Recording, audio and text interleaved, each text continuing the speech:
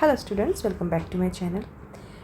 आई hope कि तुम सबकी प्रिपरेशन अच्छी चल रही होगी, एग्ज़ाम्स भी अच्छे जा रहे होंगे। And in advance best of luck to all of you. जो भी बच्चे सुन रहे हैं, जो नहीं सुन रहे, उनको भी बेस्ट ऑफ लक। हम आज एक और पेपर डिस्कस करेंगे, BPAG 173। इसको हम डिस्कस करने वाले हैं। इसमें मेन चीज़ें वही हैं सारी। 3 घंटे का पेपर है, 100 मार्क्स आपको टोटल मिलने वाले। कोई 5 प्रश्नों के उत्तर करने। इसमें मैं वो क्वेश्चंस रिपीटेड जो हुए हैं ना, सिर्फ वही लूँगी। बाकी हम ज़्यादा टाइम वेस्ट नहीं करेंगे इसमें। फटाफट से वीडियो को स्टार्ट कर लेते हैं। और अभी तक अगर सब्सक्राइब नहीं किया है तो सब्सक्राइब कर लेना, ठीक है। फर्स्ट क्वेश्चन लेंगे हम। सूचना और संचार प्रौद्योगिकी के अनुप्रयोगों के प्रकारों की चर्चा कीजिए, ठीक है। सूचना, कम्युनिकेशन, इन्फॉर्मेशन, ठीक है। संचार प्रौद्योगिकी क्या होता है? कम्युनिकेशन टेक्नोलॉजी, ठीक है। इसके जो अनुप्रयोग हैं उनके बारे में हमें बात करनी है। तो सबसे पहले तो हम इसके बारे में इसका इंट्रोडक्शन लिखेंगे, ठीक है। इंट्रो में हम लिखेंगे कि सूचना और संचार प्रौद्योगिकी, इसको शॉर्ट फॉर्म लिख देती हूँ मैं, ICT, ठीक है। इन्फॉर्मेशन और कम्युनिकेशन टेक्नोलॉजी एक बहुत बड़ी व्यापक अवधारणा है, जिसमें मेन चीज़ें हैं। सूचना को एकत्रित करना, ठीक है। प्रसंस्करण का मतलब होता है सूचनाओं को एक जगह इकट्ठा करना, और इन्फॉर्मेशन टेक्नोलॉजी का यूज़ करते हुए संग्रहण करना, ठीक है। वैसे तो एक ही बात है, संग्रह करना, इकट्ठा करना, एकत्रीकरण करना और उसका प्रस्तुतिकरण करना, ठीक। तो सूचना और संचार प्रौद्योगिकी एक व्यापक अवधारणा है, जिसमें सूचना को एकत्रित करना, प्रसंस्करण करना मतलब छपवाना, उनको संग्रह करना, संचरण करना और प्रस्तुतिकरण करना। इन सारी चीज़ों के लिए जिन टेक्नोलॉजी का यूज़ किया जाता है ना, उसी को मतलब इन चीज़ों के लिए ही टेक्नोलॉजी को यूज़ किया जाता है। अब ये जो टेक्नोलॉजी होती है, कौन कौन सी होती हैं? कंप्यूटर हो गया, ठीक है। कंप्यूटर हो गया, इंटरनेट हो गया, मोबाइल टेक्नोलॉजी हो गई, जो संचार नेटवर्क है वो हो गया, सॉफ्टवेयर हो गया, ठीक है। सॉफ्टवेयर आदि एक संयोजन है, तो सबका एक मिला जुला ताना बाना है, जो समाज के अलग अलग क्षेत्रों में ऑलरेडी एक बहुत बड़ा परिवर्तन ला चुका है, ला भी रहा है।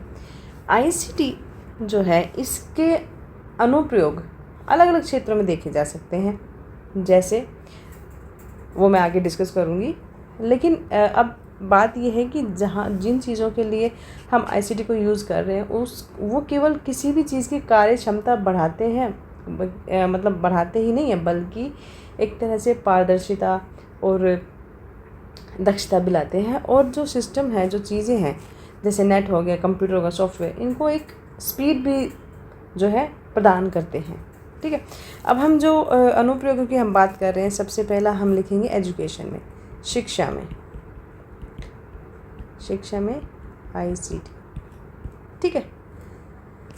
सो एजुकेशन में जो ICT ने तो एक नई अलग ही क्रांति ला के रखी हुई है। जैसे स्मार्ट क्लासेस हो गई, सब बच्चों को पता है ना, आजकल तो हर स्कूल में चलती हैं ये सारी चीज़ें। स्मार्ट क्लासेस हो गया, E-लर्निंग हो गया, डिजिटल लाइब्रेरीज़ हो गई, और जितनी भी ऑनलाइन परीक्षाएं होती है ना, ऑनलाइन एग्ज़ाम, इनके माध्यम से भी स्टूडेंट्स की जो एजुकेशन है उसमें सुधार हुआ है। टीचर्स हो गए, मल्टीमीडिया उपकरणों का यूज़ करते हैं, वो शिक्षा को, एजुकेशन को और ज़्यादा इंटरेस्टिंग और इफ़ेक्टिवली बनाने के लिए भी ICT का यूज़ किया जाता है। ऑनलाइन कोर्सेज होते हैं, जैसे स्वयं के कोर्स हो गए, IGNOU में ही हैं ऑलरेडी, ठीक है। NAPTEL हो गया, और भी जितने भी प्लेटफॉर्म हैं ऑनलाइन कोर्सेज़ के लिए, वहाँ पर भी Udemy हो गया, ठीक है। तो ये सारी चीज़ें कैसे काम करती हैं? ये ICT के ज़रिए ही तो काम करेंगी ना।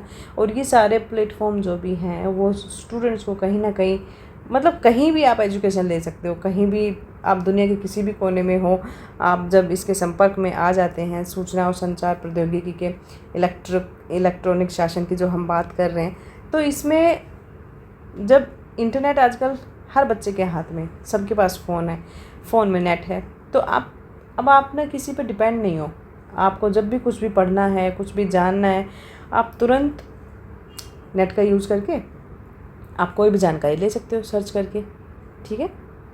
सेकंड है हेल्थ सर्विसेज के लिए स्वास्थ्य सेवाओं में आईसीटी का प्रयोग कैसे होगा।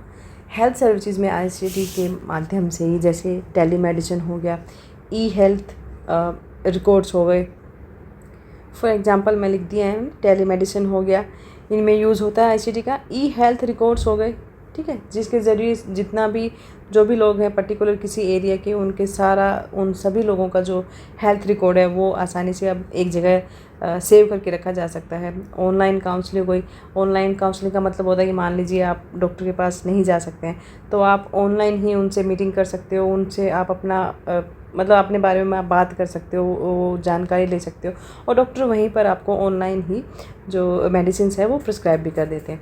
इसके साथ साथ जितनी भी हेल्थ सर्विसेज होती हैं उन पर निगरानी रखने के लिए भी आईसीटी का बेस्ट यूज़ होता है।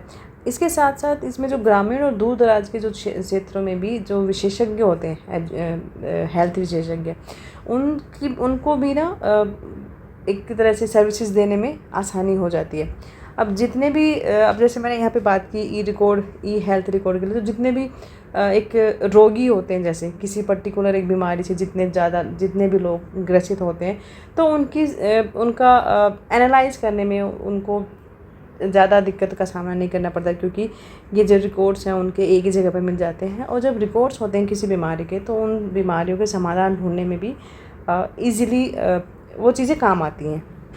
थर्ड पॉइंट है इसका प्रशासन में, जो प्रशासनिक संस्थाएं होती हैं उनमें आईसीटी का किस तरह से यूज़ होता है। ई गवर्नेंस हम जिसको बोलते हैं, तो सबसे पहले जो सरकार द्वारा आईसीटी का उपयोग जो है प्रशासन को पारदर्शी बनाने के लिए, जवाबदेही बनाने के लिए और जनता के करीब लाने के लिए किया जाता है।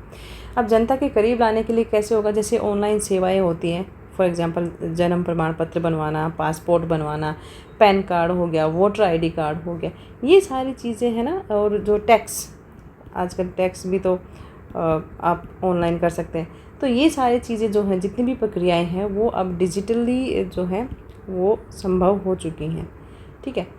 अब ई गवर्नेंस परियोजनाओं के अंदर जो जितने भी नागरिक हैं उनको सारी जो सुविधाएं होती हैं वो उपलब्ध करवाई जाती हैं ई गवर्नेंस के अंदर। फोर्थ है कृषि में, एग्रीकल्चर में आईसीटी का प्रयोग। कृषि में क्या होता है, आईसीटी जो है वो किसानों को मौसम की जानकारी देना, ठीक है, और फसल संबंधी जितनी भी टेक्नोलॉजी होती है वो बताना, मंडी के भाव, सरकार की जितनी भी योजनाएं होती हैं वो किसानों तक पहुंचाने का एक तरह से माध्यम बन चुकी है, ठीक है। मोबाइल ऐप्स हो गए वो किसानों के लिए, और भी जितने भी पोर्टल्स हैं, जैसे किसान कॉल सेंटर हो गया, एम किसान हो गया, इनसे किसान जो है अपनी समस्याओं का जो समाधान प्राप्त कर सकते हैं। तो बेसिकली देखा जाए तो कृषि में आईसीटी का यूज़ होने से काफ़ी सारी चीज़ें किसानों के लिए आसान हो जाती हैं। उनको अगर फसलों में कुछ बीमारी लग जाती है तो भी वो ऑनलाइन अपनी जो विशेषज्ञ होते हैं, कृषि विशेषज्ञ होते हैं, उनसे अपनी बात रख सकते हैं, उनसे समाधान पूछ सकते हैं। इसके अलावा जितनी भी जो भी वेदर रिलेटेड जितनी भी जानकारियाँ होती हैं वो मिल जाती हैं उनको, क्योंकि कई बार क्या होता है ना कि जो नेचर है वो कभी कभी बहुत ही मतलब एकदम से मतलब फेवर में नहीं होती है। तो किसी पर्टिकुलर टाइम में अगर मान लीजिए बारिश हो गई है जिस टाइम बारिश नहीं होनी चाहिए, तो जब ये चीज़ें, जब इंटरनेट के ज़रिए ही किसान जो है वो पहले ही मौसम का जो अनुमान लगा सकते हैं, मौसम संबंधी जानकारी ले सकते हैं कि किस पर्टिकुलर टाइम में कौन सी फसल बोने लायक है, बारिश होगी नहीं होगी। तो ये जितनी भी चीज़ें होती है ना, ये आईसीटी के ज़रिए ही, टेक्नोलॉजी के ज़रिए ही उनको एक हेल्प मिलती है, और ये हेल्पफुल साबित भी हुई है किसानों के लिए। फिफ्थ पॉइंट हमारा है व्यापार और उद्योगों में आईसीटी का यूज़। बिजनेस प्रोसेस हो गए, ई कॉमर्स हो गए, डिजिटल मार्केट होगी, ठीक है, ऑनलाइन भुगतान प्रणालियाँ जितनी भी होती हैं, क्लाउड कंप्यूटिंग, ये सारी चीज़ें जो हैं ये आईसीटी के ही अनुप्रयोग हैं, जो व्यापार को ज़्यादा से ज़्यादा क्या करते हैं, प्रभावी बना देते हैं, ठीक है। छोटे व्यवसाय भी, जो छोटे व्यवसाय होते हैं वो भी अब ग्लोबल बाज़ार में अपनी जो एक तरह से उपस्थिति दर्ज करा सकते हैं संचार और टेक्नोलॉजी के माध्यम से। सिक्स्थ पॉइंट बनेगा इसमें मनोरंजन, ठीक है। मनोरंजन के क्षेत्र में आईसीटी का योगदान क्या है कि मनोरंजन क्या होता है, फिल्में, म्यूज़िक, गेमिंग हो गया, लाइव स्ट्रीमिंग हो गया, और अभी जैसे हम लोग पढ़ रहे हैं वो हो गया। तो ये जो चीज़ें हैं, यूट्यूब चैनल्स हो गए, इनके लिए भी, इनमें भी जो इनकी बहुत इम्पोर्टेंट एक भूमिका रही है, महत्वपूर्ण है। मतलब OTT हो गए, OTT पे तो आजकल पिक्चर्स रिलीज़ होती हैं। सो प्लेटफॉर्म हो गए, सोशल मीडिया हो गया, यूट्यूब चैनल हो गए, ये सारे के सारे मनोरंजन के नए नए जो हैं आयाम खोल दिए हैं ICT ने। इसके बाद हम निष्कर्ष लिख लेंगे। निष्कर्ष में आप बता देना कि सूचना और संचार प्रौद्योगिकी ने समाज के हर क्षेत्र को प्रभावित किया है और गहरा प्रभाव डाला है। इनके अनुप्रयोगों ने जो कार्य प्रणाली है उसको तेज किया है और अच्छे से सुलभ बनाया है, और इसके साथ साथ पारदर्शी भी बनाया है। ठीक है। डिजिटल इंडिया जैसे अभियानों के माध्यम से भी ICT का प्रयोग जो है वो भारत जैसे विकासशील देशों में भी व्यापक रूप से देखने को मिल रहा है। फ्यूचर में ICT के अनुप्रयोग और भी ज़्यादा उन्नत और व्यापक होंगे, जो मानव जीवन को और अधिक सरल और सुगम बनाएंगे। ठीक है। इसके बाद हमारा क्वेश्चन ख़त्म हो जाता है। सेकंड देखते हैं। सेकंड हमारा क्वेश्चन है, ये भी इम्पोर्टेंट क्वेश्चन है, इसको देख लेते हैं। सूचना एवं प्रौद्योगिकी प्रशासन को लोक सेवाओं के कुशल और प्रभावी वितरण द्वारा नागरिकों के प्रति अपने कर्तव्यों का पालन करने में मदद करती है। कैसे? तो ये भी इम्पोर्टेंट क्वेश्चन है। ठीक है, इसको भी हम करेंगे। देखो, इसमें बेसिकली पूछा ये गया है कि जो सूचना और संचार प्रौद्योगिकी है ना, वो प्रशासनिक लोक सेवाओं इनको कुशल और प्रभावी तो बनाती है, उसके साथ साथ तो नागरिकों के प्रति अपने कर्तव्यों का पालन करने में मदद भी करती है। किनको? प्रशासन को, प्रशासन की मदद करती है। ठीक है, तो इसके बारे में बात कर लेते हैं हम। सबसे पहले हम इंट्रो में लिखेंगे यहाँ पर, ओके, इंट्रोडक्शन में लिखेंगे आप सूचना एवं संचार ICT, सूचना एवं संचार प्रौद्योगिकी ने आधुनिक शासन प्रणाली को पूरी तरह से बदल दिया है। ठीक है, ICT के माध्यम से ही सरकारें जो है वो आज लोक सेवाओं को ज़्यादा पारदर्शी बनाना, सुलभ बनाना, जवाबदेह बनाना, ठीक है, इन तरीक़ों से नागरिकों तक पहुंच रही है। कि जब सरकारें पारदर्शी होंगी, सरकारों से काम लेना आसान होगा, किसी भी चीज़ के लिए, किसी भी जिम्मेदारी के लिए सरकार जवाबदेह होगी, तो ये जो सुविधाएं होती है ना, ये सरकार जो है नागरिकों की और ज़्यादा करीब पहुंचती है। और ये ना केवल प्रशासन की जो कैपेबिलिटी होती है, उसकी जो क्षमता होती है, दक्षता होती है, उसको बढ़ाती है, बल्कि नागरिकों की भागीदारी को भी सुनिश्चित करती है। ठीक है, फर्स्ट पॉइंट लिखेंगे हम, लोक सेवाएं। लोक सेवाओं का डिजिटलाइजेशन या लोक सेवाओं को डिजिटलाइज कर देना। ठीक है, अब ICT ने क्या किया है कि जितनी भी सरकारी सेवाएं हैं उनको डिजिटल के माध्यम से उपलब्ध कराने के लिए एक स्टेप उठाया, बड़ा कदम उठाया। जैसे फॉर एग्जांपल अभी मैं ऑलरेडी बता चुकी, पासपोर्ट हो गया। ठीक है, जैसे पासपोर्ट बनवाना और इनकम सर्टिफिकेट बनवाना, ठीक है, डेट ऑफ बर्थ, और कई बार डेथ मृत्यु प्रमाण पत्र होता है ना, वो बनवाना। राशन कार्ड हो गया, ठीक है, राशन कार्ड बनवाना, पैन कार्ड, टैक्स भरना, वोटर ID बनवाना, ये सारी की सारी चीज़ें जो हैं अब ऑनलाइन आसानी से हो जाती हैं। ठीक है, इसमें पहले जो लंबी लंबी जो प्रोसेस होते थे वो अब बहुत आसान कर दिए हैं, और इसके साथ साथ जो करप्शन होता था उसमें भी काफ़ी हद तक कमी आई है। क्यों? क्योंकि इसके ज़रिए जो पारदर्शिता है वो बढ़ी है। E-गवर्नेंस की बात कर लेते हैं। थर्ड पॉइंट हमारा, E-गवर्नेंस में क्या होता है कि जितने भी सरकारी प्लेटफॉर्म्स होते हैं, सरकारी संस्थाएं होती हैं, उनका जो शासन को इलेक्ट्रॉनिक रूप से नागरिकों तक पहुंचाती है।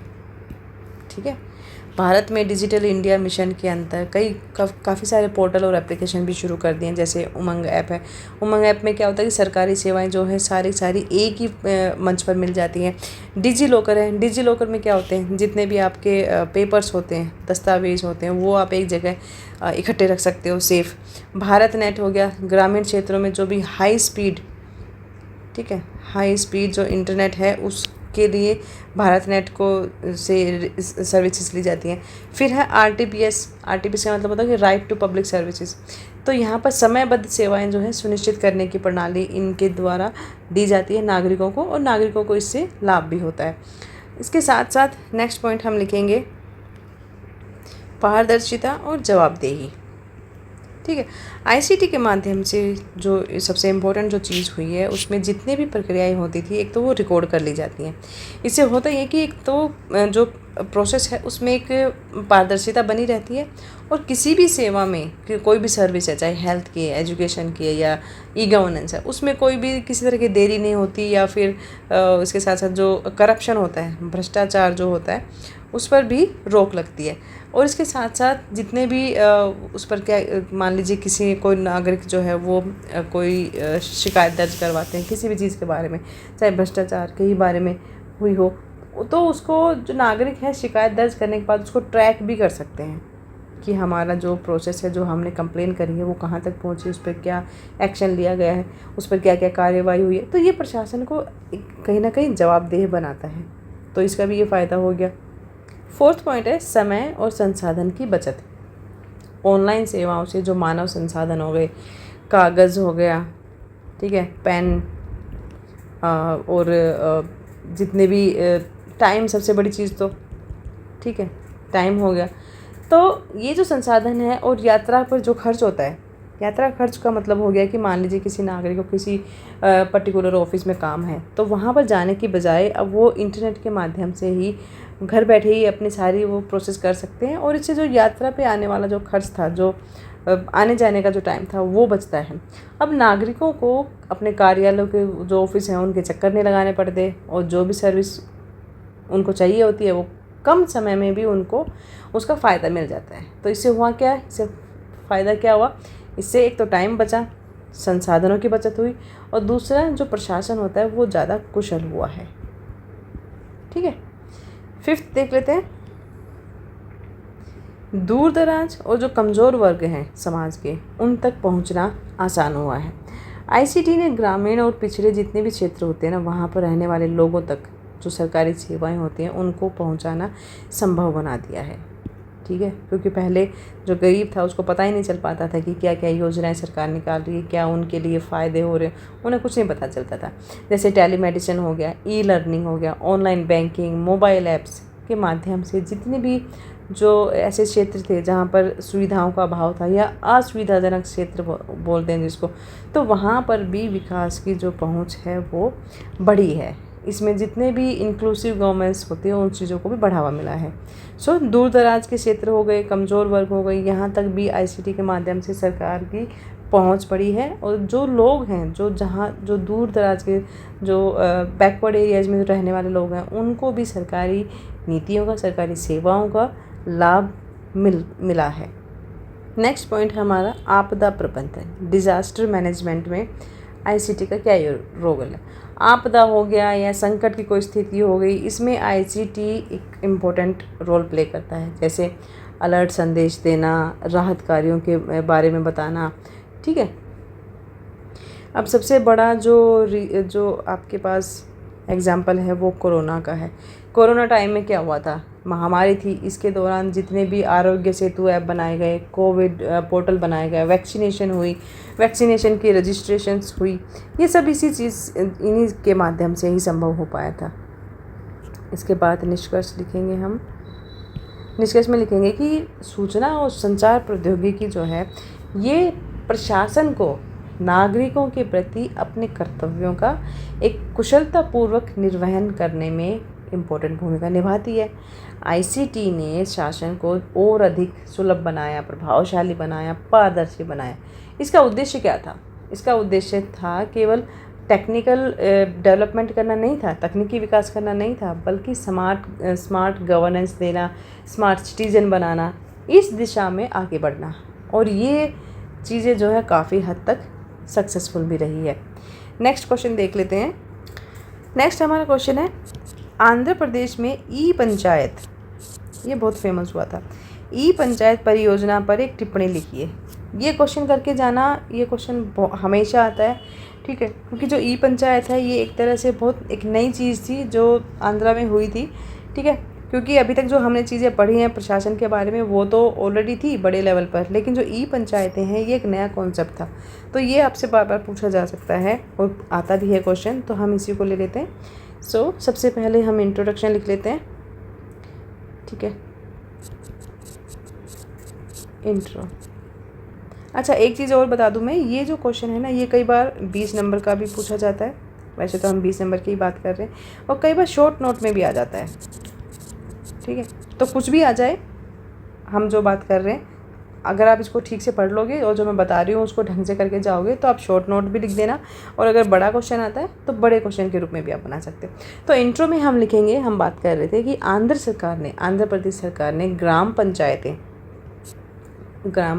का जो एडमिनिस्ट्रेटिव जो काम होते हैं ना, प्रशासनिक कार्य होते हैं, उनको डिजिटली यूज़ करने के लिए, उनको डिजिटल रूप देने के लिए ई पंचायत परियोजना को उसकी शुरुआत की। आंध्र जो है वो पहला राज्य था जहाँ पर आंध्रा में इस चीज़ की पहल की गई थी, ठीक है, जहाँ राज्यों को या प्रशासन को वही सेम चीज़ें पारदर्शी बनाना, ठीक है, जवाबदेह बनाना और उनकी दक्षता, ठीक है, इनको बढ़ाने के उद्देश्य से की गई थी। अब इस परियोजना के माध्यम से भी जो नागरिक हैं उनको अलग अलग सरकारी सेवाओं तक ऑनलाइन पहुंच जो है उनकी हो गई थी, क्योंकि इंटरनेट सबके पास है। अब इससे फ़ायदा ये हुआ कि उन्हें सरकारी दफ्तरों के ना चक्कर लगाने की अब ज़रूरत नहीं पड़ी, ठीक है। इसकी विशेषताएं देख लेते हैं फटाफट से। तो विशेषताओं में तो आपको यही बताना है कि ई पंचायत परियोजना के अंतर्गत आंध्र प्रदेश जो है उसने, आंध्र प्रदेश सरकार ने एक सेंट्रल डिजिटल प्लेटफॉर्म जो है वो बनाया, जहाँ पर जो नागरिक हैं उनको अलग अलग सेवाओं के लिए वो वहाँ पर अप्लाई कर सकते हैं नागरिक, ठीक है। जैसे जो मैं ऑलरेडी बता चुकी हूँ, जन्म प्रमाण पत्र हो गया, वोटर आईडी, संपत्ति कर, टैक्स देना, जल कनेक्शन, जो वाटर कनेक्शन होता है, कोई मान लीजिए कुछ मकान बनाना है, निर्माण करना है, उसकी अनुमति लेना, कोई बिज़नेस करना है उसके लिए लाइसेंस बनवाना, ये सारे के सारे काम जो है अब जो पब्लिक है वो आराम से कर सकती है। इस प्लेटफॉर्म पर नागरिक जो हैं वो अपनी सेवाओं की जो कंडीशन है कि मान लीजिए किसी ने किसी पर्टिकुलर, मान लीजिए टैक्स के लिए या फिर कोई सर्टिफिकेट के लिए अप्लाई किया है, तो वो उसको ट्रैक भी कर सकते हैं कि जो भी अप्लाई किया था उसका जो सॉल्यूशन था या जो एप्लीकेशन जो वो मेरा काम कहाँ तक पहुँचा, ठीक है। तो ये सारी की सारी चीज़ें ऑनलाइन अब होना बहुत आसान हो गया है। अब इसी में हम बात करेंगे ई पंचायत के लाभ, इसके लाभ क्या क्या हैं। सबसे पहला वही जो हम यहाँ पर बात कर चुके हैं कि पारदर्शिता और जवाबदेही। डिजिटल प्लेटफॉर्म के माध्यम से जितनी भी प्रक्रियाएं होती हैं वो रिकॉर्ड करी जाती हैं, जिससे भ्रष्टाचार की संभावना कम होती है और प्रशासन ज़्यादा पारदर्शी बनता है। समय और संसाधन की बचत, नागरिकों को, लोगों को अब जो सरकारी दफ्तरों के अब चक्कर नहीं लगाने पड़ते, जिससे उनके टाइम और संसाधन रिसोर्सेज की भी बचत होती है। सुविधाजनक सेवा वितरण, नागरिक जो है अब अपने घर बैठे अलग अलग सेवाओं का लाभ उठा सकते हैं, जिससे जो सेवाएं होती हैं, जो सर्विसेज होती हैं, उनका वितरण में भी सुधार होता है। डेटा प्रबंधन और विश्लेषण, डिजिटल रिकॉर्ड के थ्रू ही प्रशासन को डेटा को कलेक्ट करना, उसको संभाल के रखना और उसका विश्लेषण करने में सहूलियत होती है। इससे फ़ायदा ये होता है कि योजनाओं को जो है प्रभावी ढंग से उनका एक तरह से लागू करने में मदद मिल जाती है।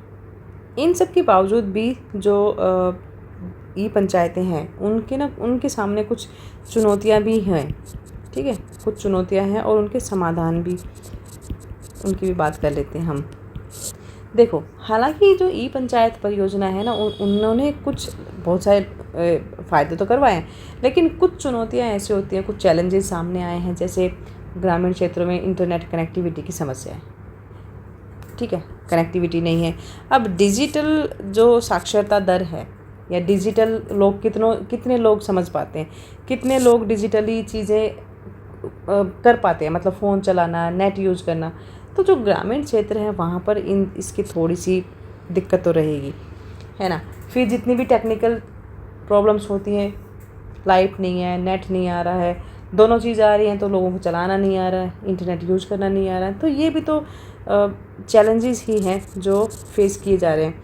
इन समस्याओं के समाधान के लिए सरकार ने काफ़ी सारी पहल तो की है, जैसे जो ग्रामीण क्षेत्र हैं उनमें इंटरनेट कनेक्टिविटी को और सुधार किया उसमें, और जो डिजिटल एजुकेशन बढ़ाई, ये डिजिटल एजुकेशन को और प्रमोट करने के लिए अलग अलग कार्यक्रम बनाए गए, और जिसकी वजह से जो टेक्निकल हेल्प होती है उसमें सहायता करवाई गई।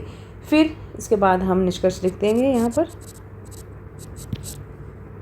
निष्कर्ष में आपको ये बताना है कि जो ई पंचायत परियोजना है वो आंध्रा में शासन की कार्यप्रणाली को डिजिटली रूप में परिवर्तित करने की दिशा में एक इम्पोर्टेंट पहल है। इस माध्यम से इसी पहल के माध्यम से जो लोग हैं, लोगों को सरकारी सेवाओं तक एक उनकी पहुंच आसान हुई है, और प्रशासन भी जो है पारदर्शी बना है, और उसकी जवाबदेही, जो प्रशासन की जवाबदेही है वो भी सुनिश्चित हुई है, उसमें भी सुधार हुआ है। हालांकि कुछ चुनौतियां हैं इनके सामने, लेकिन सरकार भी निरंतर प्रयास कर ही रही है, और इसके साथ साथ जो ई पंचायत परियोजना राज्य में जो शासन की गुणवत्ता को बेहतर बनाने में भी सहायक सिद्ध हो रही है। ठीक है, ये हमारा निष्कर्ष हो जाएगा। नेक्स्ट देखते हैं क्वेश्चन। नेक्स्ट क्वेश्चन में हमारे जो शॉर्ट नोट आते हैं उनको हम कर लेंगे। सबसे पहले हम करेंगे ग्राम ज्ञान केंद्र के बारे में। ई शासन के मॉडल के बारे में हम बात कर चुके हैं, जो पहले के क्वेश्चन है इनको आप ध्यान से कर लोगे तो आप ये भी कर लेंगे, इसको भी करते हैं। बट अभी मैं ये कर रही हूँ ग्राम ज्ञान केंद्र की बात कर लेते हैं हम। तो ई गवर्नेंस जो होती है, ई गवर्नेंस, ठीक है, इनका आशय होता है सूचना और प्रौद्योगिकी, संचार प्रौद्योगिकी के माध्यम से शासन को अधिक पारदर्शी बनाना, कुशल बनाना, उत्तरदायी, ये सारी चीज़ें जो बड़े बड़े शब्द हैं जो हम बात कर चुके हैं। इनके 4 प्रमुख मॉडल माने जाते हैं जो शासन के अलग अलग पक्षों को, नागरिकों और कर्मचारियों को और व्यवसायों को जोड़ते हैं। ठीक है, एक एक करके बात करते हैं। G2C, गवर्नमेंट टू सिटीज़न, ये जो मॉडल है सरकार और नागरिकों के बीच की सेवाओं को एक तरह से डिजिटली प्रदान करता है, जैसे जन्म प्रमाण पत्र हो गया, पेंशन, पासपोर्ट, बिजली पानी बिल भुगतान, टैक्स भरना, ये सारी सेवाएं जो हैं और आसान और पारदर्शी बनाई जाती हैं, बनाता है एक्चुअली। ठीक है, सेकंड पॉइंट में लिखेंगे हम G2B, इसका मतलब होता है गवर्नमेंट टू बिजनेस। इस मॉडल के तहत सरकार जो है जितने भी व्यापारिक समुदाय होते हैं ना, उनके साथ क्या करती है, संवाद करती है।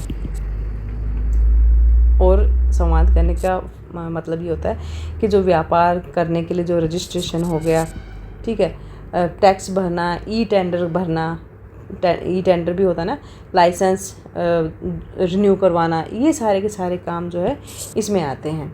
अच्छा, इनसे जितनी भी व्यापारिक से प्रक्रियाएं होती हैं ना, वो ज़्यादा सुगम बन जाती हैं और आसान बन जाती हैं। इसके बाद आता है गवर्नमेंट टू गवर्नमेंट।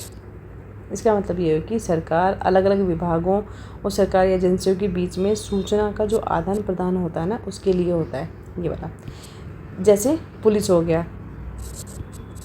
ठीक है, एक स्टेट की पुलिस दूसरी स्टेट की पुलिस से हेल्प ले सकती है, तो ये कम्युनिकेशन हो गया। न्यायपालिका, ठीक है, न्यायपालिका के बीच जो डेटा शेयरिंग होती है, और जो राजस्व होता है, राजस्व और योजना विभाग का क्या होता है, समन्वय होता है। ठीक है, नेक्स्ट है government to employ. Government to employ, इसमें है कि ये जो मॉडल है जितने भी सरकारी कर्मचारी होते हैं उनके लिए होता है। उनका वेतन, पेंशन, ठीक है, प्रमोशन, उनकी कंप्लेंट्स, उनकी जो सर्विसेज है उनका रिकॉर्ड रखना आदि से जुड़ी सारी सुविधाएं जो है वो डिजिटली उनको प्रदान की जाती हैं। अब ये चारों के चारों जो मॉडल है ये मिलकर ई शासन को एक व्यापक, रिस्पॉन्सिबल और एक आधुनिक व्यवस्था बनाते हैं जो नागरिकों की अपेक्षाओं को पूरा करते हैं। ठीक है, सेकंड देखते हैं ग्राम ज्ञान केंद्र। मैं जब स्टार्ट किया था तो मैंने बोला था कि मैं ये वाला कर रही हूँ, बट ये जो आंसर यहाँ पे डिस्क्राइब हुआ है ना, ये वाला, ये सारा ई शासन के मॉडल है। अब हम करेंगे ग्राम ज्ञान केंद्र के बारे में। चलिए, ग्राम ज्ञान केंद्र, ग्राम ज्ञान केंद्र क्या बोलते हैं? Village knowledge centre. ठीक है, इसके द्वारा भारत सरकार जो है उन्होंने ग्रामीण विकास और जो डिजिटल समावेशन होता है ना, उनके लिए प्रारंभ की गई एक महत्वपूर्ण पहल है। इसका उद्देश्य था कि जो ग्रामीण क्षेत्र होते हैं ना, वहाँ पर सूचना और प्रौद्योगिकी ICT इनके माध्यम से जो स्थानीय जनता होती है ना, उनको नॉलेज देना, सूचना देना और जो सेवाएं हैं उनका लाभ पहुंचाना।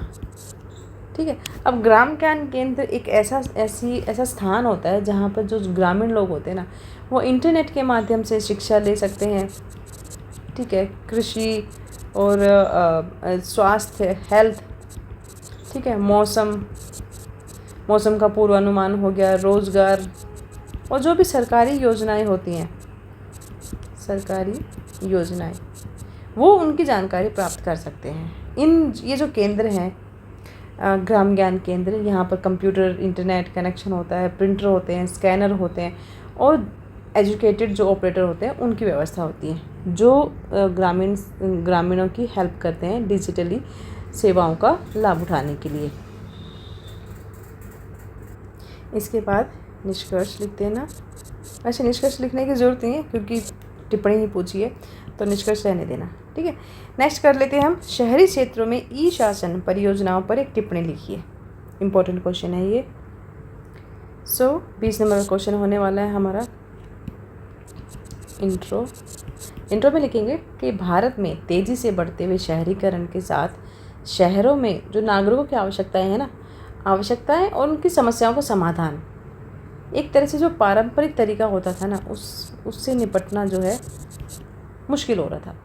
ऐसे में जो ई गवर्नेंस है, शहरों का जो प्रशासन होता है ना, उसको और ज़्यादा इफ़ेक्टिव, पारदर्शी और रिस्पॉन्सिबल बनाने में इम्पोर्टेंट भूमिका निभा रहा है।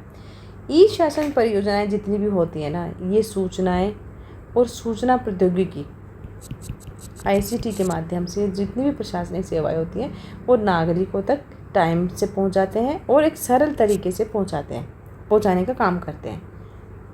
वैसे तो ये बहुत आसान क्वेश्चन है, तुम लोग कर सकते हो, बट स्टिल बात कर लेते हैं। फिर पॉइंट बनेगा ई शासन की आवश्यकता। ठीक है, शहरों में, यहाँ शहरों की बात हो रही है। शहरों में क्या होता है, जो जनसंख्या घनत्व होता है वो अधिक होता है। इससे जो सेवाओं की मांग और जो जो सर्विस होती है ना, उन जो डिमांड होती है, डिमांड और सर्विस दोनों में ना थोड़ी जटिलता टफ हो जाती हैं चीज़ें उनको प्रोवाइड करवाना।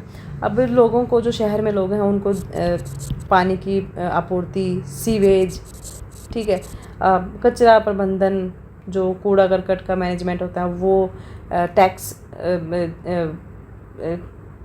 को ये भरना, ठीक है, परिवहन हो गया, हेल्थ सर्विसेज हो गई, जन्म मृत्यु प्रमाण पत्र, ये सारी चीज़ें जो होती है, कई तरह की सेवाएं जो होती हैं, ये शहरी लोगों को चाहिए होती है, शहरी जनसंख्या को।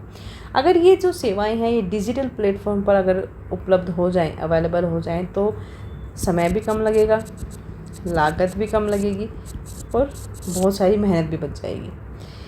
अब इनकी ई शासन की जो परियोजनाएं हैं उनकी बात करेंगे। परियोजनाएं कौन कौन सी हैं? फर्स्ट हम लिखेंगे स्मार्ट सिटीज़ का। इस परियोजना से, ई शासन परियोजना में ICT आधारित समाधान जो होते हैं ना, उनको अपनाकर शहरों को एक स्मार्ट सिटी में बनाया जा रहा है। Smart traffic management, intelligent street lighting हो गई, डिजिटल सिटीजन पोर्टल हो गया, सार्वजनिक जो वाईफाई होता है वो हो गया, और जो कचरा होता है उसका मैनेजमेंट, ये सारी चीज़ें जो हैं स्मार्ट सिटी के ज़रिए कोशिश की जा रही है। MCD ई गवर्नेंस पोर्टल, देश में कई शहरों ने अपने जो स्थानीय निकाय होते हैं, MCD होते हैं, उसके लिए ना अलग अलग पोर्टल बनाए हुए हैं। जैसे MCD हो गया दिल्ली का, पुणे म्यूनिसिपल कॉरपोरेशन हो गया, BMC जो है वो मुंबई का हो गया। यहाँ पर नागरिक जो है ऑनलाइन बिल भर सकते हैं, अपनी कंप्लेन दर्ज करवा सकते हैं, कोई भी सर्टिफिकेट बनवा सकते हैं, उसको डाउनलोड कर सकते हैं, ये सारे काम होते हैं यहाँ पर। फिर मोबाइल ऐप, अब जैसे जितने भी शहरी निकाय होते हैं वहाँ पर नागरिकों को मोबाइल ऐप के माध्यम से भी सारी चीज़ें जो है वो प्रोवाइड करवाई जा रही हैं। जैसे एक स्वच्छता ऐप था, स्वच्छ भारत मिशन था, माई गवर्नमेंट्स आदि, ये सारी की सारी ऐप जो हैं मोबाइल में ही लोगों को प्रोवाइड हो जाती हैं। अब इसके लिए भी ना कुछ चुनौतियाँ फिर भी आती हैं, इस काम के लिए भी कुछ चुनौतियों का सामना करना पड़ता है। कैसे? देखो, हालांकि ई शासन जो है वो एक तरह से डेवलपमेंट तो हो रही है, प्रगति भी कर रहा है, बट डिजिटल साक्षरता कितनी है हमारे देश में, लोग डिजिटली कितने अवेयर हैं, कितने एजुकेटेड हैं, इस चीज़ की बहुत कमी है। टेक्निकल जो संरचना है इस चीज़ की, उसमें असमानता है। डेटा सुरक्षा से जितनी भी टेंशन्स होती है, लोगों को लगता है कि हमारा डेटा लीक हो जाएगा, तो ये भी टेंशन्स जुड़ी होती हैं, ये भी चुनौतियां हैं। इन चुनौतियों के समाधान के लिए निरंतर प्रयास करने की आवश्यकता है।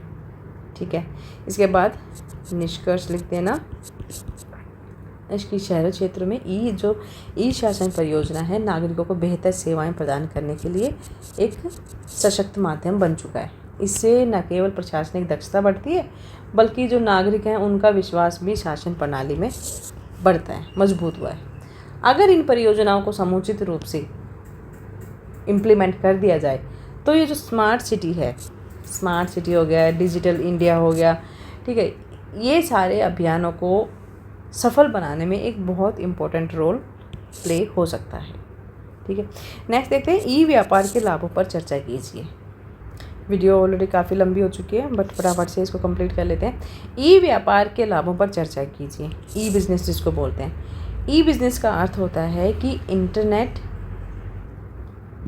एंड इलेक्ट्रॉनिक माध्यम, इनके द्वारा जितनी भी व्यापारिक गतिविधियाँ होती हैं उनको संचालित करना, सुचारू रूप से संचालित करना। इसमें क्या क्या होता है कि सामान हो गया, सामानों और सेवाओं की खरीद बिक्री हो गई, ग्राहक सेवा, ऑनलाइन भुगतान और सूचना साझा करना, शेयर करना, ठीक, इन्फॉर्मेशन शेयर करना, ये सारी चीज़ें इसमें शामिल होती हैं। आज का जो डिजिटल युग है ना, उसमें ई बिज़नेस जो है, ई व्यापार है, ये व्यापार जगत का एक इम्पॉर्टेंट पार्ट बन गया है। इसके बिना काम नहीं कर सकते आप। इसके लाभ भी हैं, जो कहीं ना कहीं पारंपरिक व्यापार, जो पुराने तरीके से व्यापार हो रहा था, उससे थोड़ा काफ़ी डिफरेंट है, और उसकी वजह से काफ़ी सारा ई व्यापार की वजह से जो व्यापारी वर्ग हैं उनको काफ़ी सारा लाभ भी हुआ है। तो लाभ में तो आप लिखेंगे कि जैसे 24 घंटे उपलब्धता रहती है।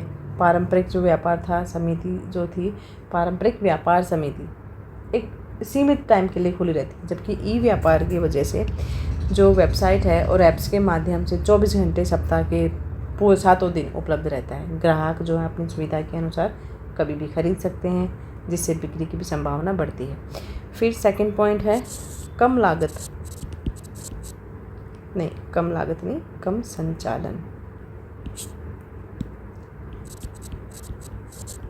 कम संचालन लागत, इसका मतलब है कि जो ई बिज़नेस है इसमें पारंपरिक व्यवसाय की तुलना में कम लागत पर ही आप शुरू कर सकते हो, संचालित कर सकते हो, क्योंकि इसमें जो भौतिक स्टोर होते हैं या फिर कर्मचारियों की आवश्यकता कम रहती है। बेहतर ग्राहक सेवा का मतलब है कि जो गवर्नमेंट और जो ग्राहक है, इन दोनों के बीच में जो रिलेशन है वो मजबूत हुआ है, क्योंकि कहीं ना कहीं जो ग्राहक को जो सेवाएं चाहिए थी उसमें एक ट्रांसपेरेंसी आई है, जवाबदेही आई है। तो उसकी वजह से जो ई बिज़नेस व्यवसाय हैं उनको बेहतर ग्राहक सेवा प्रदान करना और ग्राहकों के साथ मजबूत संबंध बनाना, ये भी एक इम्पोर्टेंट स्टेप साबित हुआ है। फिर है दक्षता में आप लिखेंगे कि जो ई बिज़नेस व्यवसाय हैं उनको अलग अलग प्रक्रियाओं को चलाने के लिए उनमें मदद मिलती है, जिससे समय और प्रयास की बचत होती है। विपणन और विज्ञापन ई बिज़नेस जो व्यापारियों को जो उनके लक्ष्य होते हैं कुछ विज्ञापन के और विपणन अभियानों के माध्यम से अपने उत्पाद और सेवाओं को बढ़ावा देने में मदद मिलती है। तेज़ी से विकास ई बिज़नेस व्यवसाय को तेज़ी से बढ़ाने के लिए नए बाज़ारों में, ग्लोबली नए बाज़ारों में प्रवेश करने में मदद मिलती है, क्योंकि जब आप इंटरनेट पर अपने बिज़नेस का जब आप ऐड करते हैं या फिर उनका जो विज्ञापन डालते हैं तो उससे और भी ज़्यादा बाज़ारों तक पहुंच मिलती है और ज़्यादा लोगों तक उस चीज़ के बारे में पता चलता है। सुविधा, ई बिज़नेस ग्राहकों को घर बैठे आराम से खरीदार करने की सुविधा हो जाती है, जैसे अमेज़ॉन है ना, अमेज़ॉन, फ्लिपकार्ट, बहुत सारी चीज़ें। विस्तृत उत्पाद चयन, ई बिज़नेस व्यवसाय को अपने उत्पादों की एक पूरी लिस्ट बनाने के लिए या फिर उसको बनाकर प्रदर्शित करना और ग्राहकों को और ज़्यादा विकल्प प्रदान करने के लिए अनुमति देता है। मतलब जो ग्राहक हैं उनको और ज़्यादा ऑप्शंस मिल जाते हैं इसके ज़रिए, ई व्यापार के ज़रिए। ठीक है, इसके बाद आप निष्कर्ष लिख देना और हमारा ये क्वेश्चन यहाँ पर कंप्लीट होता है। इसके साथ साथ वीडियो भी कंप्लीट होती है। वीडियो पसंद आई हो तो सब्सक्राइब कर लेना, चैनल को लाइक और शेयर कर देना। Thank you so much, best of luck.